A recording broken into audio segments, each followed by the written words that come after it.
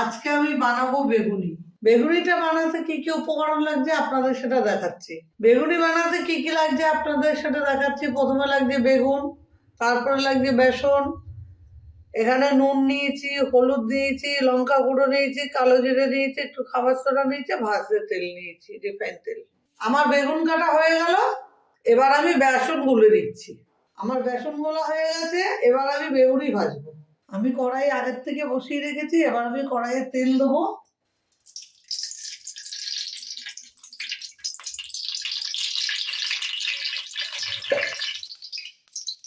বেগুন বেসনে চুবিয়ে রেখেছি, এবার আমি তেলে দিচ্ছি।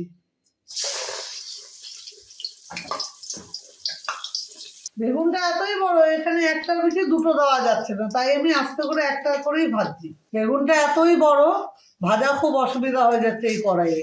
এবার আমি বেগুনটাকে উল্টিয়ে দিচ্ছি।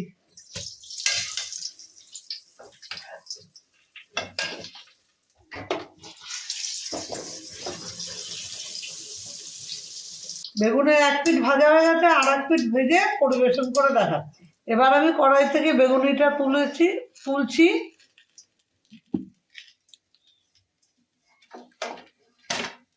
বাকিগুলো একইভাবে ভেজে আপনাদের পরিবেশন করে দেখাচ্ছি। আমার বেগুনি কমপ্লিট হয়ে গেছে, এটি সাজিয়ে রেখেছি। আপনারা দেখুন, এটা সন্ধ্যের খাবার বা শীতের খাবার হিসাবে এটি খুব সুন্দর খাবার।